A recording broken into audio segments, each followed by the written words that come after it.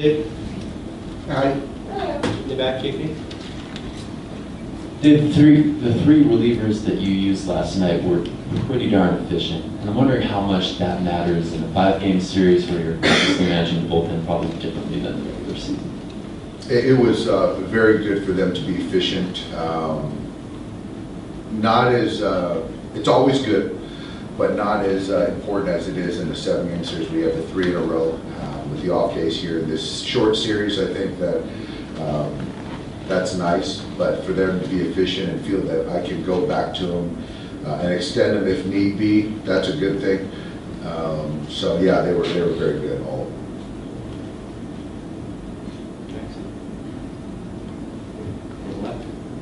Dave, can you talk about the plan to manage Corey's innings this year and how fresh and strong he's looked lately? Corey, I think we did a great job with it as an organization. He might disagree. He would play 162 games if he could. But it was just more of just trying to keep him strong through October, and obviously battling a little bit with that elbow and trying to manage it. And again, I think the training staff did a great job, and the communication with Corey was very clear and maybe not agreeable at all times, but it was clear from our perspective. And the way he swung the bat over the last, call it, week before the season ended, and obviously yesterday swung the bat very well. So I think that it was a good thing. I think he's in a great place. Next question. Obviously, you like what you got out of Yu Darvish during the regular season, but is games like Game 3, is that essentially why you brought him here? It is. It is. I think it's twofold in the sense that you build from in talks with our guys and knowing baseball and building to win 11 games in October. So to have that frontline guy to win a playoff game, certainly that's why you acquire a guy like you. And outside of the first 3 or 4, once he came over, he's been very good and continuing to get better. And also the other part of it is not having to have your ace and Clayton go on short rest. So to feel good about having you pitch 3 on the road, Game 3, and having Alex Wood, who's had a tremendous season, to pitch a potential Game 4, I think sets us up in a good spot. So a lot of it, was because of the acquisition of Yu Darvish. Yeah. Andy? Hey Dave, I noticed you guys have like a whole season of data on it. Do you have any firm explanation on tweaked reverse splits this year and maybe a way to correct it, at this time of year? I think we don't have the data. I know that he and Turner, our hitting coach, are trying to figure it out, and it's something that his entire life he's hit left-handers. And last year, I think we were platooning him against lefties, and now he's a reverse guy hitting righties considerably better. So it's something that certainly I don't expect to continue, and we're betting that it kind of evens out a little bit more. It's not going to, obviously, but I'm betting that there's some hits left against lefties. And so the last month, I think he's been better as far as quality of contact. And actually, this guy tonight, Robbie Ray, he's put up some good at-bats against Robbie Ray. So I don't know. I think that some of it, as far as if you're talking technical, a little bit of the direction that he has with the right hand of the ball going away from his direction where the ball from the lefty is coming into him that he's just not seeing as well.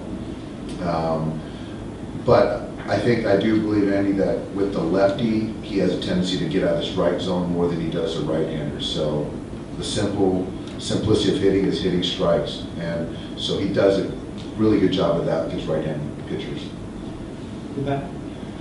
Dave, given the fact you guys got off to a good start last night and got the first one out of the way, I'm sure that it had a calming effect on the fan base. But what's the effect in the clubhouse to get that first one out of the way and get rolling? That's always good to score first and strike first. I think that it started with Chris Taylor, that at bat, and Corey to earn a walk, and then obviously the big blow from JT. But I think that's just a byproduct of the process and the approach that we had last night against Taiwan, who's got a big arm and wasn't just missed with the fastball, wasn't really striking the breaking ball early. He's a tremendous talent, but I think that we just kind of outlasted him. And when he did make a mistake or have to give in, we made him pay. We had a good approach all night. So again, I think that we had a great plan in place and we executed.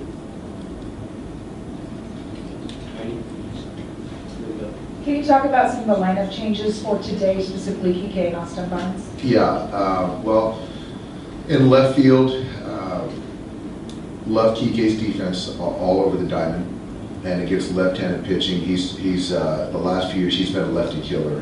His slug on base really good against lefties, and so to have Grandy to potentially hit in that spot is a nice luxury if they bring a Bradley or a Sherfy.